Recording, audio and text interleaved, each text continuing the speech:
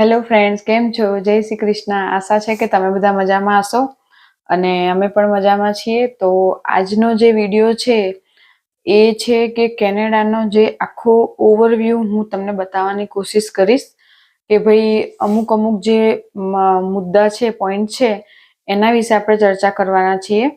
કે આપણે જ્યારે ઇન્ડિયામાં હોય ત્યારે એમ થાય કે ભાઈ કેનેડા જવું છે, પણ એકચ્યુઅલ આપણે જ્યારે અહીંયા આવી જઈએ છીએ ત્યાં વિચારીએ છીએ બીજું અને અહીંયા હોય છે પણ અલગ. તો ત્યાં જે આપણે વિચારીએ છીએ એ આયા પહેલા જે વિચારીએ છીએ કે ભાઈ ત્યાં જઈને આમ કરશું તેમ કરશું, તો એની પહેલા તમારે કઈ કઈ બાબતોનું ધ્યાન રાખવાનું અને ત્યાંથી તમે મેન્ટલી એ બાબતોનું પ્રિપેર કરીને જ આવવાનું કે ભાઈ હું ત્યાં જવાનો છું કે જવાની છું તો મને આ વસ્તુનો સામનો કરવો પડશે. તો ઓવરવ્યૂ હું તમને ખાલી જણાવવાની કોશિશ કરીશ. બાકી બધાના માઇન્ડસેટ અલગ અલગ હોય છે. ઘણા લોકો પોઝિટિવ વિચારતા હોય છે, ઘણા લોકો નેગેટિવ વિચારતા હોય છે, બરાબર. તો હું કોઈ બાબતમાં એમ નથી કહેતી કે ભાઈ હું નેગેટિવ પણ બોલીશ કે પોઝિટિવ પણ બોલીશ, પણ જે છે એ જે છે એ હકીકત છે, એ ટાઈપનું હું તમને જણાવીશ. તો કેનેડા કઈ રીતે જવું એ તો બધાને ખબર છે, બરાબર. લોકો અલગ અલગ વિઝા લઈને આવતા હોય, સ્ટુડન્ટ આવતા હોય, PR થઈને આવતા હોય, વર્ક પરમિટમાં આવતા હોય. તો આવતા તો આવી જાય છે, પણ અહીંયાનું જે કલ્ચર છે, અહીંયાની લાઈફસ્ટાઈલ છે, અહીંયા વેધર છે, એ અમુક લોકો જે છે એમાં સેટ નથી થતા. કે જે લોકો આવતા તો આવી જાય છે પણ પછી પાછા પણ જતા રહે છે. જેટલી સ્પીડમાં આવ્યા હોય એનાથી ડબલ સ્પીડમાં પાછા જતા રહે. બહુ બધા લોકોની રીલ પણ આપણે જોતા હોઈએ છીએ સોશિયલ મીડિયામાં અને બહુ બધા વિડીયો પણ વાયરલ થતા હોય છે કે ઘણા લોકો એમ કે ભાઈ અત્યારે તો કેનેડા ના આવાય, આવું છે, અત્યારે તો કેનેડા ના આવાય, આવું છે. પણ લોકો, મેં તમને જેમ કીધું એમ, પોઝિટિવ નેગેટિવ બંને પાસાથી લોકો જોતા હોય છે. અને માણસ તો ગમે તે રીતે બોલે, મીન્સ કે પોઝિટિવ પણ બોલે ને નેગેટિવ પણ બોલે, પણ આપણે વિચારવાનું કે આપણે શું કરવું. તો કેનેડા સારી કન્ટ્રી છે, એવું નથી કે ભાઈ ખરાબ કન્ટ્રી છે. કન્ટ્રી બધી કન્ટ્રીના સૌના પોઝિટિવ ને નેગેટિવ પાસા હોય જ છે. તો સૌથી પહેલા તો વિડીયો સ્ટાર્ટ કરતા પહેલા, જો તમે લોકો મારી ચેનલમાં નવા હોય તો મારી ચેનલ સબસ્ક્રાઇબ કરી દેજો અને વિડીયો જરૂરથી શેર કરજો કે લોકોને માહિતી મળી રહે. તો આપણે આજે જે રિયાલિટી છે એની ઉપર વાત કરીશું. તો સૌથી પહેલા જે કેનેડામાં તમે નોકરી કરવા આવો છો કે સ્ટુડન્ટ અહીંયા ભણવા આવે છે, તો એમના મગજમાં આપણે જ્યારે ઇન્ડિયા હોય ને ત્યારે એક અલગ જ ઇમેજ હોય કે ભાઈ આપણે ત્યાં જઈને આ કરીશું, તે કરીશું, અને સાચી હકીકત સમજ્યા વગર એ લોકો આવી જતા હોય છે. પછી અહીંયા આવીને એમને ખબર પડે કે આ તો સાલું આપણે ક્યાં આવી ગયા. સ્ટાર્ટિંગમાં તો બધાને એવું થયું જ હશે કે જે લોકો આવી ગયા છે એને અને જે લોકો આવવાના છે એ બધાને એવું થશે કે ભાઈ આપણે ક્યાં અહીંયા આવી ગયા. અમુક લોકો ડિપ્રેશનમાં જતા રહે, સ્ટ્રેસમાં જતા રહે છે. તો તમે આયા પહેલા આ જે અમુક હું બાબતો કહું છું એ બાબતોને માઇન્ડ સેટ કરીને આવજો કે જેથી કરીને અહીંયા આવે તો તમે ડિપ્રેશનનો ભોગ ના બનો અને તમે ઇઝીલી અહીંયા સર્વાઈવ કરી શકો. હું કંઈ નેગેટિવ વસ્તુ નથી કહેતી, પણ જે ત્યાંથી જે આપણે આવીએ છીએ ને તો પોઝિટિવ માઇન્ડસેટ સાથે આવો, એના માટેનો આ વિડીયો છે. તો સૌથી પહેલા કે સ્કિલ, તો આપણી જે સ્કિલ અને જે આપણો એક્સપિરિયન્સ છે, તો લોકો ત્યાંથી મોટા મોટા સપના જતા હોય તો આપણને નોકરી મળી જ જશે, આપણી ફિલ્ડમાં મળી જ જશે. ફોર એક્ઝામ્પલ, કોઈ એકાઉન્ટમાં હોય, આઈટીમાં હોય, એન્જિનિયર હોય છે, બરાબર. અલગ અલગ ફિલ્ડના ડોક્ટર, નર્સ, બહુ બધા ફિલ્ડના લોકો હોય છે. એવું વિચારે કે ભાઈ આપણે તો અહીંયા જઈશું ને આપણને તો જતા હોય તો આપણી ફિલ્ડમાં સારી એવી નોકરી મળી જશે, પણ એવું નથી થતું. અહીંયા તમે જેમ તેમ મહેનત કરો અત્યારે સ્ટાર્ટિંગમાં તો તમને જોબ મળી બી જાય, બરાબર, પણ એવું નથી કે ભાઈ આપણી જ ફિલ્ડમાં મળે. તો તમે ત્યાંથી મોટા જે અમુક લોકો કેવું હોય કે ત્યાં સારી પોસ્ટ પર હોય, મેનેજર પોસ્ટ ઉપર હોય, બરાબર, અને અહીંયા આવીને એ પોસ્ટ તરત નથી મળતી, કારણ કે આપણે અહીંયા ઇન્ડિયાનો જે એક્સપિરિયન્સ છે એ ચાલતો નથી, બરાબર. તો આપણે નવેસરથી ઝીરોથી અહીંયા સ્ટાર્ટ કરવું પડશે. તો તમારે સ્ટાર્ટિંગમાં એવું નહીં વિચારવાનું કે મને મારી ફિલ્ડમાં જ જોબ મળે. તમે જે બી જોબ મળે તમે કરી લો, એટલીસ્ટ તમારી સાયકલ ચાલવા માંડે, સાયકલ ચાલવા માંડે, તમારું ઘર ચાલવા માંડે. તો એ માઇન્ડ સેટ સાથે થઈને જ તમારે આવવાનું કે તમે અહીંયા આવો છો તો તમે ઇન્ડિયામાં મેનેજર છો તો તમને અહીંયા મેનેજરની પોસ્ટ નહીં મળે. તમે કોઈ બી સ્ટોરમાં કે ગમે ત્યાં જેવી અને જ્યાં નોકરી મળે ત્યાં લઈ લેવાની. હું આવું તો ના કરું, મેં તો ઇન્ડિયામાં આવું નહોતું કર્યું, એ બધું અહીંયા નહીં ચાલે. તો એવા માઇન્ડસેટ સાથે જ તમે અહીંયા કેનેડા આવો. પછી તમે થોડા જૂના થાઓ, 3-4 મહિના થાય પછી તમારા કોન્ટેક્ટ વધે, કનેક્શન બને. જે રીતે હું કહું છું લિંક્ડઇનમાં તમે કનેક્શન બનાવો, પછી તમે તમારી ફિલ્ડમાં આસાનીથી તમને સારી જોબ મળી જાય. પણ સ્ટાર્ટિંગના 6 મહિના તો તમારે સ્ટ્રગલ કરવું જ પડશે.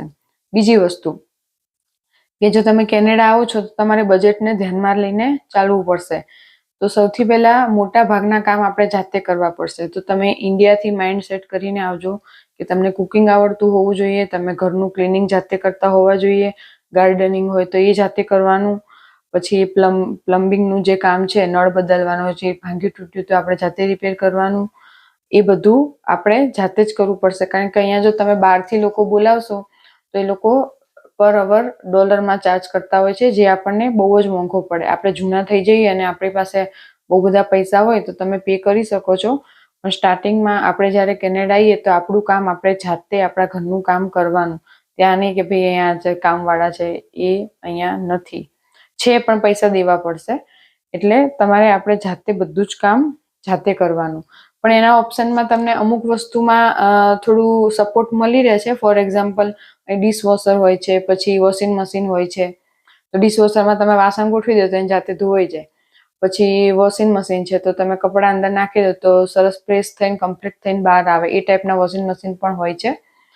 તો વેક્યુમ ક્લીનર હોય છે, તો જેથી તમે આસાનીથી ફટાફટ તમે તમારા ઘરનો કચરો વાળી શકો. તો એ બધું પોઝિટિવ વસ્તુ છે કે એ ટાઈપના બધા અહીંયા ગેજેટ્સ અને સારું ઇલેક્ટ્રોનિક્સ આઇટમ અવેલેબલ હોય છે. પણ કુકિંગ ને એ બધું તો તમારે શીખીને જ આવવાનું. કેમ કે આપણે ઇન્ડિયામાં અમુક લોકો તો કેવું હોય કે ભાઈ આપણે ચાય ના બનાવ્યું ને અહીંયા આવીને કે ભાઈ રાંધવાનું, તો તકલીફ પડે. પછી ફ્રોઝન ફૂડ લાવીને ખાવું પડે, એવું બધું થાય. એના કરતાં બેઝિક વસ્તુ શીખીને આવી સારી. પછી ત્રીજી જે વસ્તુ છે કે કેનેડામાં લોન અને ક્રેડિટ તો આસાનીથી તમને મળી જાય છે. એટલે લોકો શું કરે કે આવતાની મસ્ત હાઈ ક્લાસ મોટી ગાડી લઈ લેશે અને નવા આઈફોન લઈ લેશે. બરાબર, અહીંયા તો આઈફોન એપલ એટલે ઓહો બધાની જોડે. હું ટ્રેનમાં બસમાં જાઉં છું, લગભગ બધાની જોડે એપલના મોબાઈલ હોય છે, લગભગ. એટલે એ બધું કંઈ દેખાદેખી કરવાની જરૂર નથી. લોન મળે છે તો લોન મળી તો જશે, પણ ચૂકવવાની કોને? આપણે જ ને. એટલે એ બાબતનું ધ્યાનમાં રાખીને તમે લોન લો અને ખોટું એવું દેખાદેખી ના કરો કે આવતા વેત ગાડીઓ લઈ લો. ભાઈ એ બધું દેખાદેખીમાંથી છુટકારો મેળવો કે જેથી તમે ઇન ફ્યુચર તમારી લાઈફસ્ટાઈલ સારી બનાવી શકો. તો આવતાની સાથે તમારે પબ્લિક ટ્રાન્સપોર્ટ વધારે યુઝ કરવાનું. એ સસ્તું ને સારું. તમે મહિનાનો પાસ કઢાવી લો, ગમે અહીંયા ફરો. બરાબર, એ પબ્લિક ટ્રાન્સપોર્ટ બહુ સુવિધા સારી છે. પ્લસ જો તમે સ્ટુડન્ટ છો તો તમે શેરિંગમાં રહો. બરાબર, અહીં તો ફેમિલી લોકો પણ બંગલો રાખીને શેરિંગમાં રહેતા હોય છે. તમારે ભાડું ઓછું થાય. પછી ગ્રોસરીમાં તમે જે જરૂર પૂરતી વસ્તુ છે એટલું જ બનાવો કે વધારે તમારે ખોરાક વધે તો ફેંકી ન દેવો પડે. તો એ બધું ધ્યાન રાખવાનું. કારણ કે આમ પણ જો ખાવાની વસ્તુ ફેંકી દઈએ તો એ ખોટી વસ્તુ કહેવાય. તો એ પણ ન થવું જોઈએ.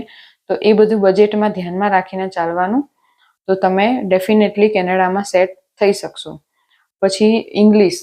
હવે ત્યાં આપણને ઇંગ્લિશ બોલવામાં તકલીફ પડતી હોય, ઇંગ્લિશ ન બોલ્યા હોય, તો ત્યાંથી જો તમે અહીંયા આવવાના હોય તો પ્રોપર ઇંગ્લિશના ક્લાસ કરો કે ઇંગ્લિશ શીખીને આવો કે બેઝિક તમે બોલી શકો. તમારે કોઈને કંઈ પૂછવું હોય તો તમે એટલીસ્ટ તમે બોલી શકો. એવું નથી કે બધા અહીંયા ઇંગ્લિશ જ બોલે છે, હિન્દીમાં પણ બોલે છે, એવું નથી. અમુક સ્ટોરમાં ગુજરાતી સ્ટોર હોય છે તો ગુજરાતીમાં એ લોકો વાતો કરતા હોય છે.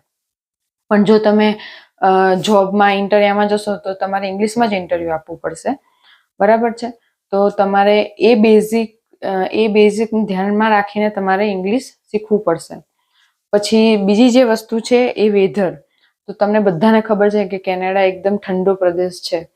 તો સૌથી પહેલાં તો તમે માઇન્ડસેટ ક્લિયર કરીને આવો કે ત્યાં જ્યારે વિન્ટર હશે ત્યારે બહુ જ જબરજસ્ત ઠંડી પડવાની છે. તો જો તમે નવા હોય તો તમે મોઢું, તમારા કાન ઢાંકેલા રાખો કે જેથી કરીને બીમાર ન થાવ. અમુક લોકો શું કરે, આવતા ને ભાઈ ઠંડી છે ને આમ પેલી ફૂલ મારવા જાય કે હાય મને તો કંઈ ઠંડી નથી લાગતી. પણ એવું ના હોય, તમે પ્રોપર બધું વિન્ટર વિયર સાથે જાઓ કે જેથી કરીને તમને તકલીફ ના પડે. અને અમુક લોકો જો બહુ ઠંડીમાં ન રહી શકતા, અમુક પ્રોવિન્સ એવા છે કે અલ્બર્ટા છે, સસ્કેચવાન છે, કે જ્યાં આગળ બહુ વધારે બરફ પડે છે, તો તમે એવો પ્રોવિન્સ ચૂઝ કરો કે ભાઈ બ્રિટિશ કોલંબિયા, તો ત્યાં સ્નો નથી પડતો, ઓછો પડે છે, ખૂબ ભાગ્યે જ પડે, તો ત્યાં ઓછું ઠંડી હોય છે. તો તમે એ રીતે પ્રોવિન્સ સિલેક્ટ કરો કે જેથી તમને ફ્યુચરમાં પ્રોબ્લેમ ના આવે. અને એવું નથી, તમે અલ્બર્ટામાં બી રહો કે સસ્કેચવાનમાં લોકો રહે જ છે, પણ તમારે જ્યારે વિન્ટર હોય ને ત્યારે પ્રોપર બધું જ પહેરીને પછી બહાર નીકળવું. અને બાકી તો બસમાં કે સ્કૂલમાં કે ઓફિસોમાં ગમે ત્યાં જાઓ, ઘરમાં બધે હીટર હોય જ છે, એટલે એનો કોઈ ઇસ્યુ નથી. પછી ટેક્સ, તો સૌથી પહેલા અહીંયા ટેક્સ બહુ વધારે છે કે જે ઇન્કમ ટેક્સ બી એ તમારે આપવાનો, અને તમે કોઈ પણ વસ્તુ બી ખરીદવા જાઓ તો પ્રોવિન્સ પ્રમાણે એ પણ ટેક્સ અલગ હોય છે. 5% લઈને 13% સુધીનો ટેક્સ તમારે ભરવો પડે છે. તો એ પણ તમે જ્યારે અહીંયા આવો, તમારી ઇન્કમ સ્ટાર્ટ થાય પછી તમે જ્યારે તમારે રિટર્ન ફાઇલ કરવાનું થાય તો તમે પ્રોપર જે ટેક્સ ફાઇલિંગ કરતા હોય એની સાથે, કારણ કે આપણે નવા હોય, આપણને અહીંયા રૂલ્સ રેગ્યુલેશન ખબર ના હોય, તો તમે પ્રોપર એને માહિતી લો અને એ રીતે ટેક્સ ફાઇલ કરો કે જેથી તમારે ટેક્સ ઓછો ચૂકવવો પડે. અમુક એકાઉન્ટ એવા ઓપન કરવાના કે એમાં પૈસા આપણે રોકવાના કે જેથી આપણને અમુક જે અમાઉન્ટ હોય છે એ ટેક્સ ફ્રી હોય છે, તો એ ઉપયોગ કરો કે જેથી તમારે ટેક્સ ઓછો ભરવો પડે. અને ટેક્સ ભર્યા પછી પણ અમુક બાબત અહીંયા સારી છે કે ગવર્મેન્ટ તરફથી આપણને અમુક બેનિફિટ મળે છે કે જે મેડિકલ ફ્રી હોય છે, સ્કૂલ એજ્યુકેશન ફ્રી હોય છે, પછી અમુક ગવર્મેન્ટ તરફથી આપણને ચાઇલ્ડ બેનિફિટ મળે છે, જીએસટી HST ના પૈસા પણ દર 3 મહિને ગવર્મેન્ટ આપણને આપતી હોય છે, તો એક સારી બાબત કહેવાય. તો ત્યાંથી ટેક્સની વાત. હવે જે વસ્તુ છે એ મેડિકલ, તો મેડિકલને બી ધ્યાનમાં રાખીને તમારે આવું કે ભાઈ જો અહીંયા આપણે કેમ ત્યાં ઇન્ડિયામાં કંઈ બી બીમાર થયા તો તરત આપણે MD પાસે કે MBBS ને જઈને દવા લઈ આવ્યા. અહીંયા એવું નથી હોતું. નોર્મલ તમને તાવ આવે કે નોર્મલ શરદી ખાંસી થાય તો તમારે ઘરે બેસીને જ મટાડવાનું હોય છે. અને બાકી અહીંયા તમારે 4 થી 10 કલાક સુધી વેઇટિંગમાં બેસવું પડે, ત્યારે માંડ તમારો નંબર આવે. અને એમાં પણ એવું કે જેને વધારે તકલીફ હોય એને પહેલા પ્રેફરન્સ આપવામાં આવે છે. અને હું તમને હમણાં રિસેન્ટલી એક એક્ઝામ્પલ આપું કે અમારા એક ઓફિસમાં એક છોકરો હતો ઇન્ડિયાનો, તો એને અહીંયા આંખો ચેક કરાવી ત્યારે એને ખબર પડી કે સાંજે થોડું ઓછું દેખાતું હશે, તો એને મોતિયો આવી ગયો હતો. તો અહીંયા એને 5 મહિનાનું વેઇટિંગ કીધું ઓપરેશન કરાવવાનું. તો એ કે મને ઓછું દેખાય છે, તો પણ કે છે જ નહીં અવેલેબલ ડેટ. તો એ ઇન્ડિયા જઈને ઓપરેશન કરાવીને પાછો આવતો રહ્યો. બોલો, અહીં 5 મહિનાનું વેઇટિંગ હતું.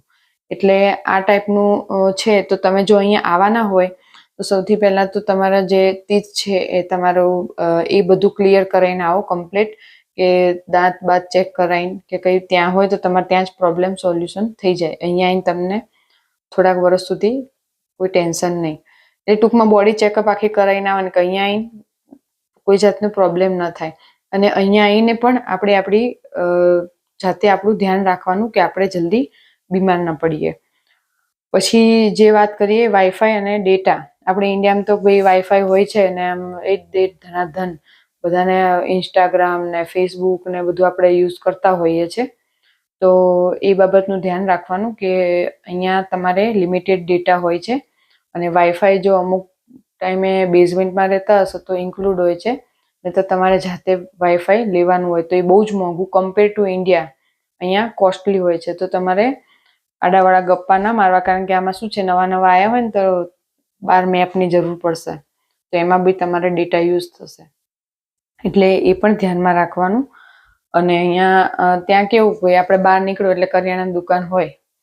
અહીંયા તમારું ઘરથી ગ્રોસરીની શોપ બહુ દૂર હોય છે. તો સ્ટાર્ટિંગમાં જ્યારે નવા આવો તો ચાલીને કિલોમીટર 2-2, 3-3, 5-5 કિલોમીટર ચાલવાની ગણતરી આવવાનું. કારણ કે ત્યાં તો આપણે શું કે આ એક્ટિવા લઈને, સ્કૂટર લઈને ઉપડ્યા, બાઇક લઈને કે ફલાણું લેતા આવો, ઢેકણું લેતા આવો, તો તરત આપણે ગ્રોસરી સ્ટોર જઈને લઈ આવ્યા. અહીંયા ગ્રોસરી આપણે અઠવાડિયે 15 દિવસે લોકો કરતા હોય છે. એટલે એક તો સામાન લઈને આવવાનો. અને સ્ટાર્ટિંગમાં તો આપણી પાસે ગાડી ન હોય તો બસમાં ઉચકીને થેલા ઉચકીને ચાલીને પણ લઈને આવવો પડે. તો એ બધી તૈયારી સાથે જ આવવાનું. અને ઇન ફ્યુચર પછી તમે ગાડી લો એટલે કોઈ વાંધો ના આવે. પણ આવતા વેંતની સાથે ગાડી ના હોય તો આ બધી બાબતનું ધ્યાન રાખવું પડશે. તો જો આ બધી વસ્તુ મેં જે તમને કીધી એ આ બેઝિક વસ્તુ કીધી કે ભાઈ આપણે જે મોટા મોટા સપના જોતા હોઈએ કે કેનેડા જઈને તો જતા વેત નોકરી, જતા વેત ગાડી ને કેનેડામાં રહે છે લોકો તો બહુ પૈસા છે. પણ જે છે એ આ હકીકત છે કે આ બધું સ્ટેપ બાય સ્ટેપ થશે. સ્ટાર્ટિંગમાં તમારે થોડું સ્ટ્રગલ થશે. ધીમે ધીમે બધા જ સેટ થઈ જાય છે. એવું નથી કે આયા પછી કોઈ પાછું નથી જતું. બરાબર, આવે છે, લોકો રહે છે ને સેટે થાય છે, પણ એમાં તમારે થોડું પેશન્સ રાખવું પડશે.